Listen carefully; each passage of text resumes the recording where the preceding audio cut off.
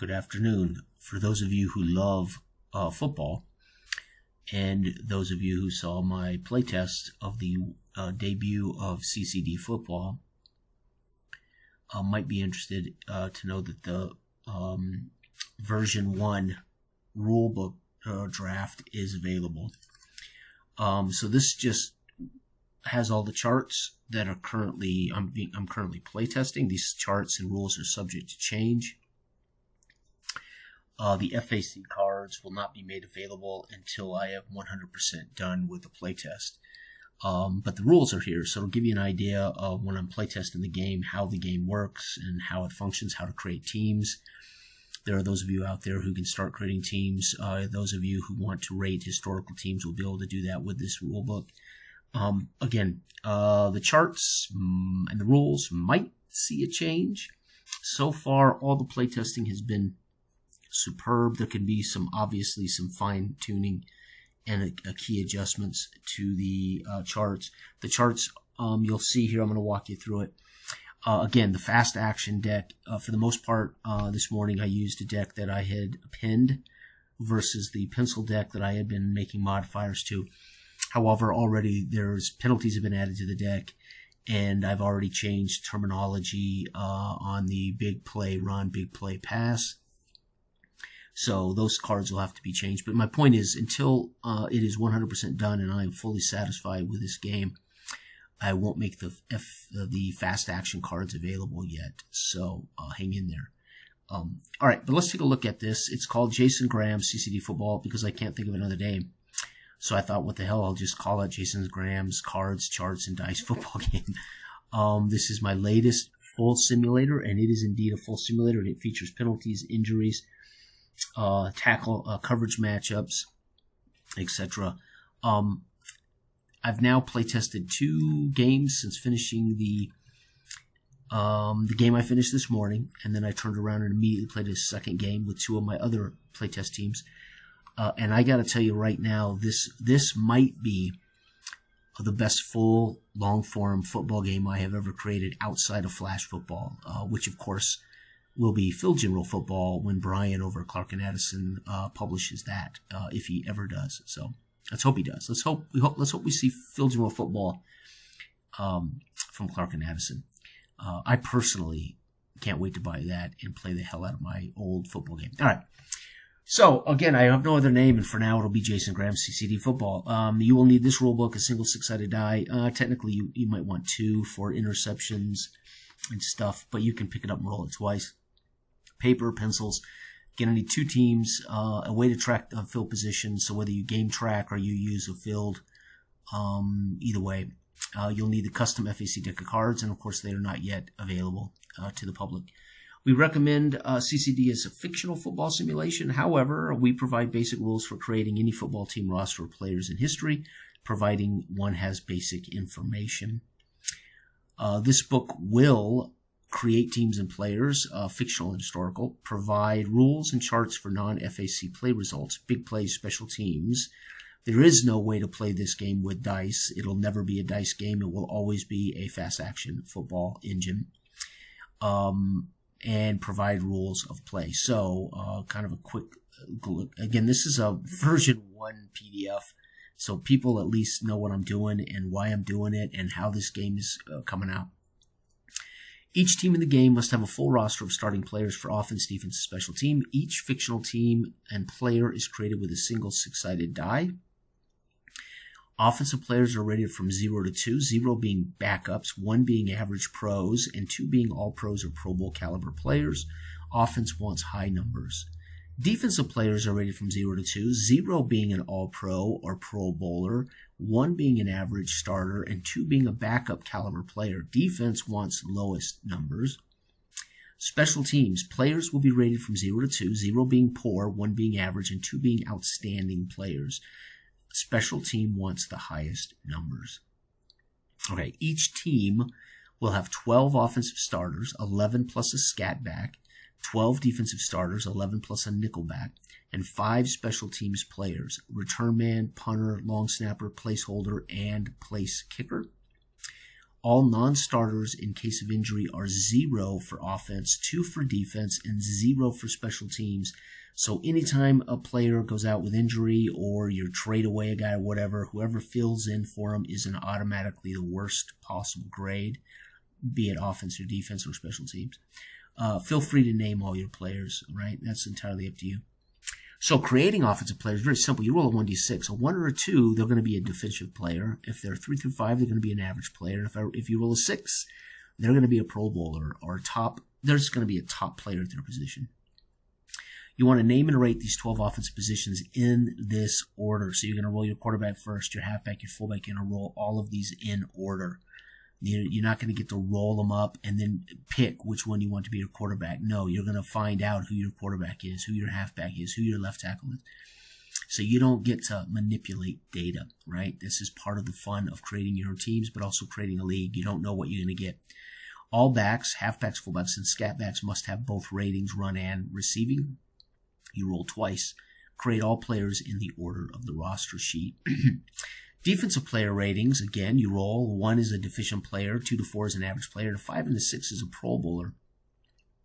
So you'll notice offense, we're not going to be handing out Pro Bowl players on offense. Defense, there's going to be a chance to see more Pro Bowl caliber players, right? So this game, again, you can always adjust in your league. If you think, hey, my league, this is the NFL, there's just more top players than there are bad players or average players, you can adjust these numbers. Same thing, if you want your league to be Canadian football, then change this to 5 and 6 for 2s and change your defense to getting you want less caliber, you want more offense production for Canadian football, college football, high school football, and you're going to want less defense for those things. So you can switch these numbers around depending on the weight. If you want to weight your team to be your league to be offensive, then weight your player dice roll. If you want to lean your league to be defensive, then stick with this or whatever, right? Okay. So again, you can play with these numbers to seed your teams with talent. Okay. Special teams, this I wouldn't mess with. 1 is just a poor guy. 2 to 5 is an average player on special teams. 6 would be a Pro Bowl player, outstanding punt returner or something. Okay, again, you do them in that order. This is the order I suggest you do them in when you roll them up. So you're going to want to use this as the order and roll right down the line, because on the flip side, the defense is not in alignment.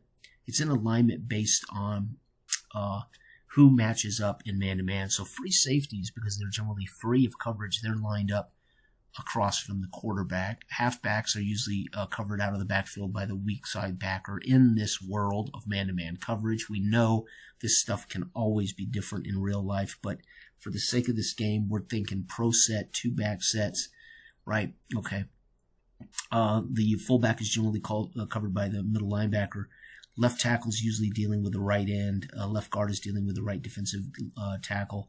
Center is generally going to be open or facing this strong side linebacker in this situation, as opposed to here, because remember, middle linebacker is in coverage.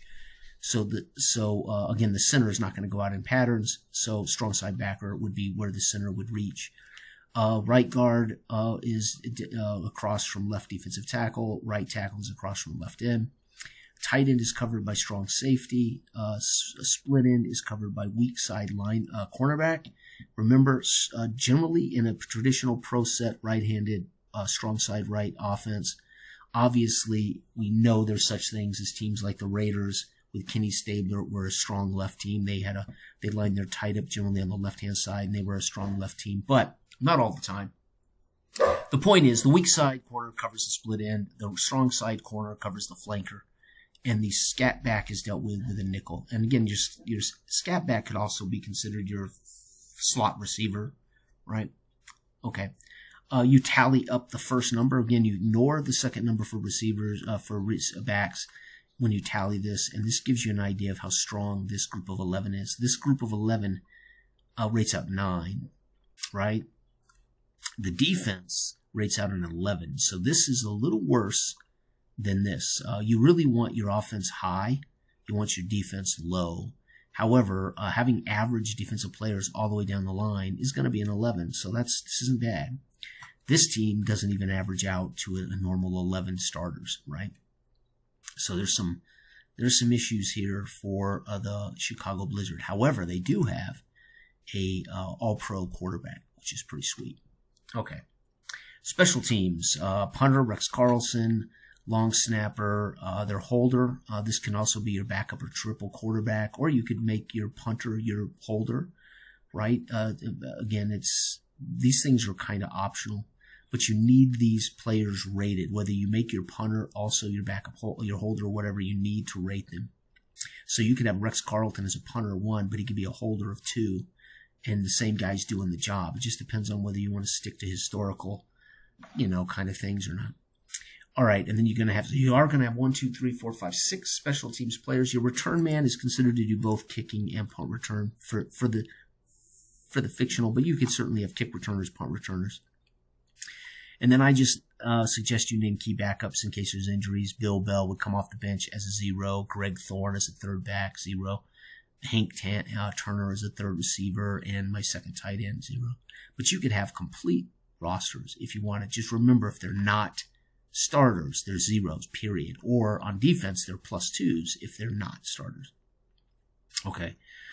Gameplay features full, complete football simulation. Although some things are abstracted for standardization and ease of play, each snap involves a FAC card flip and a D6 roll. All results are instant. So this is one of the things I love about my games. I don't want you fiddling around to determine results. It's just let's just play football. We have a 40 custom card FACs and game timing. So games can be played using 5 possessions per quarter. 20 per game, or use the FAC plays from scrimmage to time the quarter. Shuffle the 40-card deck, custom FAC deck, and count out 10 cards. These 10 cards are out of play and are only used if a timeout is called by either team, extending regulation time.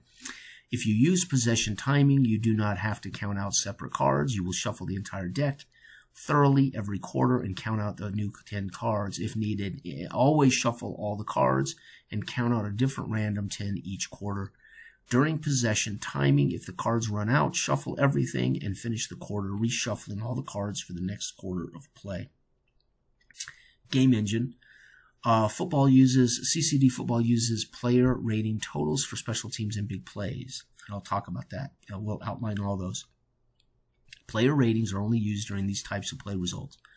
All plays from scrimmage, play calls, and play results are dictated by the custom game engine, the FACs, and the 1d6 roll. CCD football is an automated solitaire football game. One never calls plays or players, but uses FACs and a single 6-sided die for all information and results. Special teams and big play. All special teams, kickoff, kick returns, punts, onside kicks, punt returns, place kicking, which includes field goal attempts and PATs, and run big play and pass big play. Those are the special things. Special teams, big play, require positions are added together to resolve play. So in other words, my punter, my long snapper, and my place kicker, my long snapper, and my holder, they're all added together for a field goal chart number, right? So if I have a Pro Bowler punter, a Pro Bowler holder, and a Pro Bowler long snapper, he's going to always be good he will never miss a PAT. And he's going to be able to kick kicks as far out as 63 yards. Okay? All right. So this is true of kickoffs and onside kicks, which use just the place kicker. They don't add anything else. So when you kick off or you do an onside kick, it's only the place kicker's rating, and you check that table. If you do a kick return, you use only the return man's rating, and you check that table. If it's a punt, you use the punter and the long snapper, add it up, and check that table. If it's a punt return, you use only the punt return man's rating. So again, you can easily make kick returners, punt returners. Okay. Place kicking. That will require the place kicker, the long snapper, and the holder is added, and then you consult the FAG or PAT kick and roll the 6-sided die. Run big play. So this changed from the deck this morning. I don't know if any of you watched. There are a couple of cards in the deck. You flip it over, it says run breakaway, or it says pass long. So I changed it to run big play because it's not always a breakaway. Sometimes it's a fumble, sometimes it's a touchdown, sometimes it's a run for -2. And passes can be a big play, can be intercepted, sacked, or a touchdown. So I just changed it to a big play because that big play could be defense or it could be offense depending on the total of the players involved. So I changed the name of those cards when they come up. Plays from scrimmage, all football action occurs with a flip of the top card and a 6-sided die roll. So I'm going to, like I did this morning, I'm going to roll my 6-sided die and flip the card, and it's going to say run 8, and I'm going to look at my ball carrier chart, and I'm going to look at my D6, and if it says 2, I'm going to say, oh, my top back carried the ball for 8 yards. That's it. We move to the next down, second down and 2. That's simple. We don't do anything else. It's instant results. The D6 tells me who carries the ball. I can also then roll another D6 to see who made the tackle if I want to. And I can also roll a third D6 to see who made the key block. Although none of those things matter except for record keeping. They'll matter when there's a big play. Okay, all FACs, not big plays, are instant results and require only the D6 give us the details, like the ball carrier, intended receiver, or tacklers. Special FAC results, like interceptions, are always intercepted by the defensive player in coverage at 8, plus 2d6 yards downfield. Interception returns use the intercepting defensive player's rating on the interception return chart. Fumble, question mark, and an F question mark require a d6 roll is made to determine which team recovers the ball. Odd, the offense recovers. Even, the defense recovers.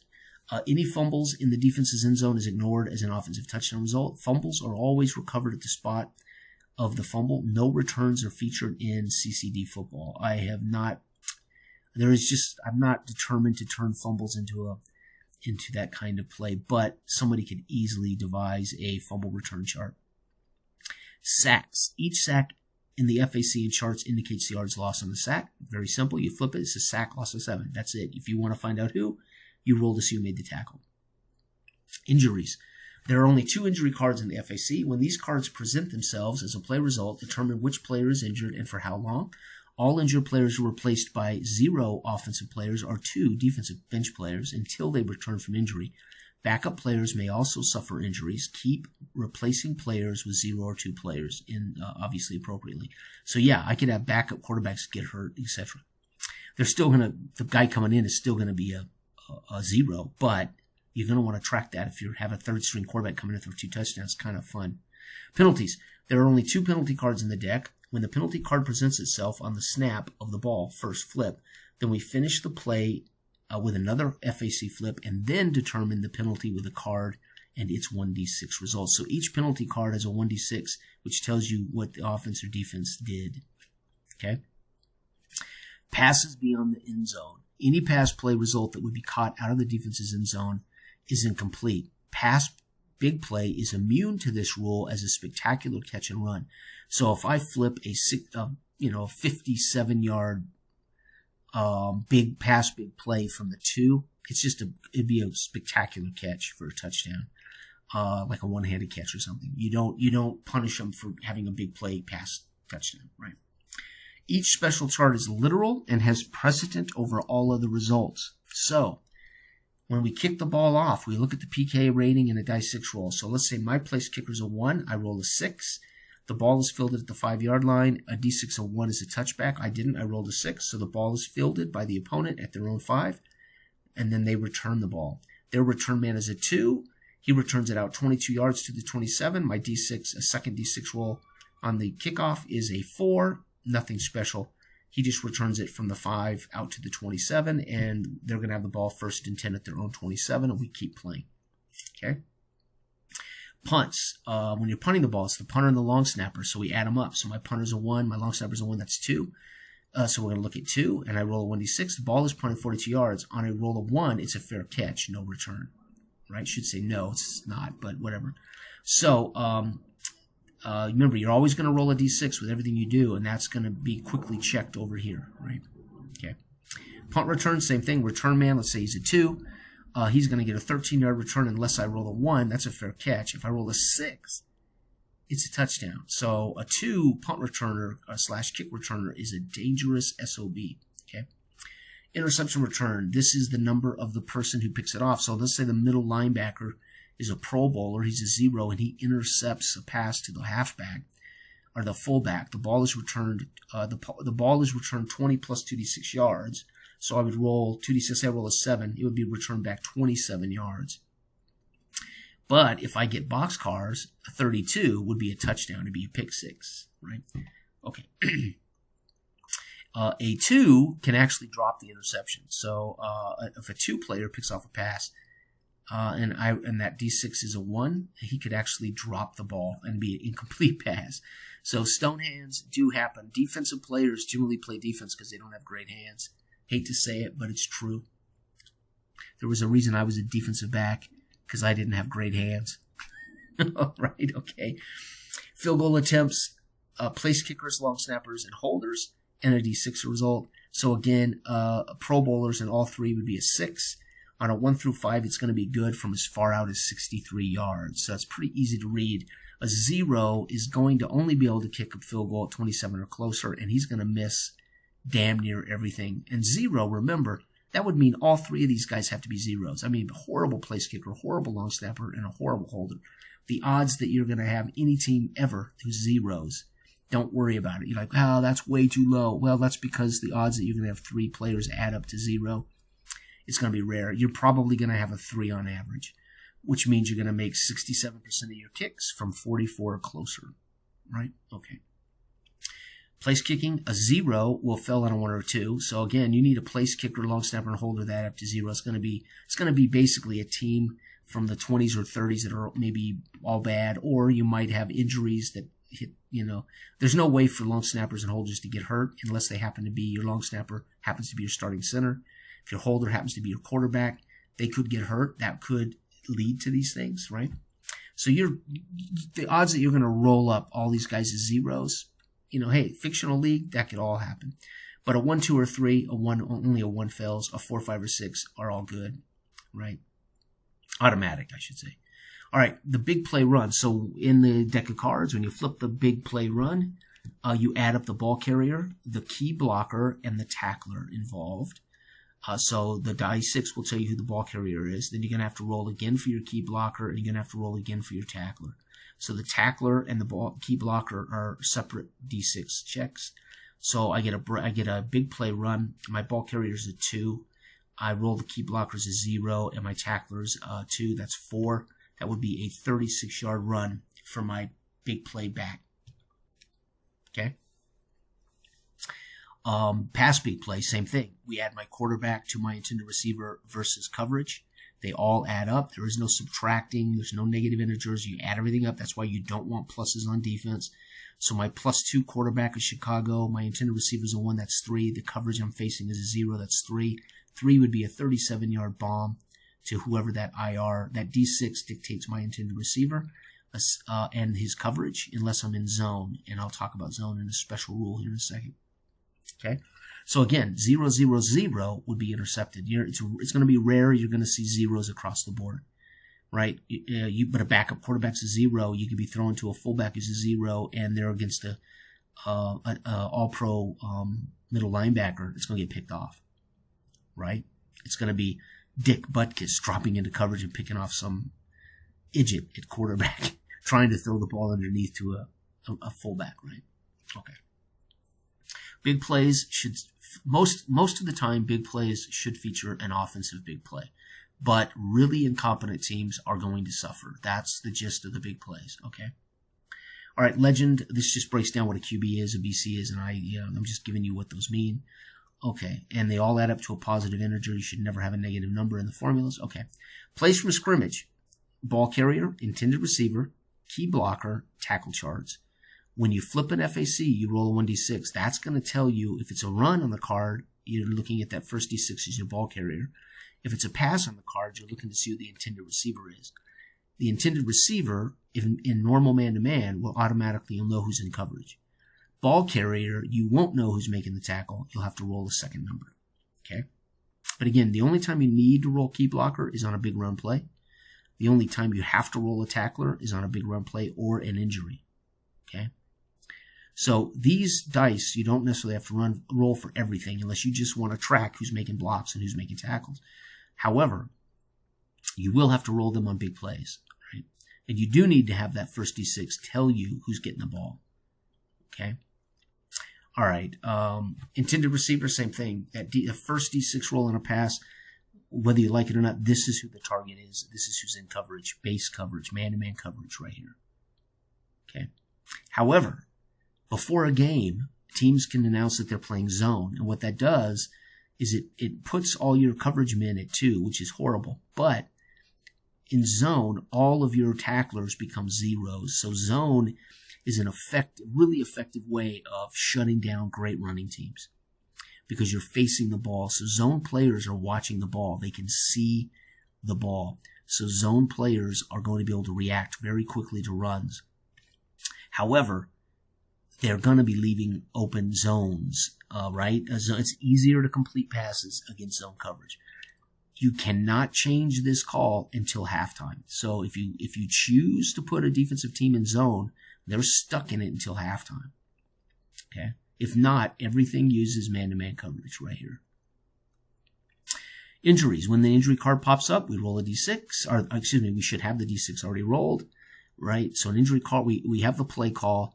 We finish the play call, and then we're going to roll another D6 to see who's hurt. So that could be the quarterback, could be a receiver, could be a key blocker, could be a tackler, could be a ball carrier, could be opponent's choice. So it'll say offense injury. And we know the opponent on defense gets to choose who on your team's hurt. So he could knock out they have to be on the field. He can't knock out the place kicker, for instance. But he can knock out your quarterback, your left guard, whatever he wants to knock out, right? And then you check their injury versus their rating on a D6 roll. Defensive injury ratings are based on zone situations if a team is not using basic man-to-man. So in man-to-man, if my weak cornerback is a 2, right, this is the worst injuries he can have. However, if I'm in a zone, take that back. Let's say my weak corner is a Pro Bowler. This is the worst he can have in injury. But if he's in zone, he's protecting himself. He can see what's happening on the field a little better, right? So zone is less of an injury than man-to-man. So great players, all pros. So another reason you might run zone is if you want to protect your players if you've been beat up, right? You might want to go with a zone defense to protect your players, give them less chance of injury, right? Okay. On offense, your best players are going to be less injured. But on defense, your Pro Bowl players could really get whacked. So you see injuries are going to be based on what side of the ball you're on, right? And if that's another reason you might want to run a zone to protect your defensive players. Okay. But you're giving up +2 to every big pass. So if I have a quarterback who's a 0, and I have a receiver who's a 2, that's 2. And you give up, you're running a zone. I got 4. That backup quarterback's going to throw some big touchdowns or big plays. Or more importantly, he's not going to throw those extraneous interceptions or get those extraneous sacks. Right? Remember, the big plays can produce extraneous interceptions, extraneous sacks, and extraneous fumbles. Extraneous meaning they're not normal play results from the FECs. Okay, where am I at? All right, and then I go over rating historical rosters of starters. This is very, very, very simple. Offensive players who earned a Pro Bowl or an All-Pro that season get a 2 rating. Any offensive players who started or played in 10 or more games get 1 rating. So they need to be starters in 10 or more games, and they need to have played in 10 or more games. Right? Any offensive players who failed to start or play in 9 games get a 0 rating. So when you pull up Pro Football Reference and you pull up their starting 11, so there's a button on, well, let me pull it up. I forget I can do this. So let's go to Pro Football Reference. Let's go to the 1976 Raiders. Pro Football Reference. I absolutely love, I just love Pro Football Reference. Opt out. I don't know what that is. Let's opt out for now. But we're going to come down here to what's called, where is it at? Rosters and players. So I can look at who they actually selected to be the Raiders starters, right? And it tells you right here how many games they started, right? And how many years they were in the league. So we can look. Well, Ken Stabler, over here it'll tell you whether they won an award, right? So first team All-Pro. Well, Stabler was a Pro Bowler, so he would get a 2 rating. Clarence Davis had no special awards. He did, though, play in 12 games, started in 12 games, so he'd be a 1. Mark Van Egan did not win any awards, but he started in 14. He would be a 1. Fred Biletnikoff didn't win any awards, but he started in 13 games. He would be a 1. So the Raiders are a 2 1, 1, 1. Cliff Branch was an award winner. He's a 2. Dave Casper is a 2. So this passing team, 1, 2. So basically, Stabler to Casper is plus 4 points. So imagine if we catch him against a zone or we catch him against a bad coverager, right? Stabler's going to be throwing lots of touchdown bombs. Art Shell is a 2, award winner. Gene Upshaw's a 2. The left side, these two guys are Hall of Famers.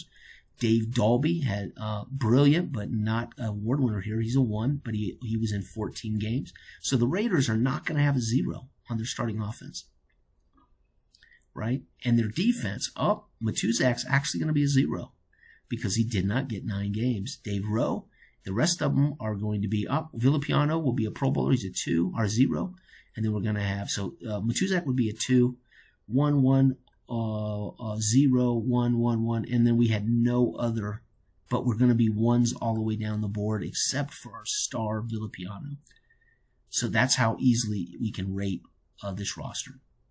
Now, obviously, for place kickers, you just want to go and look and see if they were award winners. So let's go back to the Raiders. And if it might give them a note whether they were award winners. None of these guys show a note beside their name as award winners, so I don't know if they are.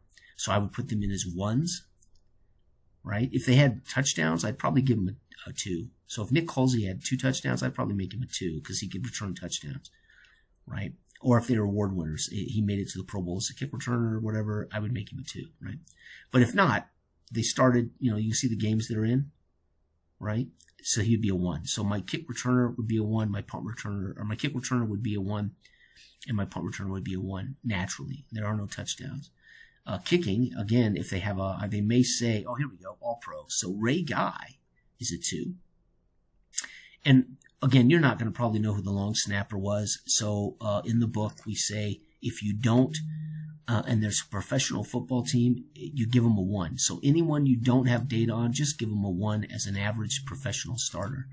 So if you don't know who the long snapper was, you just give them a 1 rating because they shouldn't be punished if you don't know, and you shouldn't make them a Pro Bowler if you don't know. So you just give them a 1, right? Okay. And that's it. So rating historical teams is that simple, okay? Because all production is going to be based on these math formulas and the FACs. So you don't have to worry about how well Kenny Stabler completes passes, right? Don't get hung up on completion percentages and those types of things, right? Okay.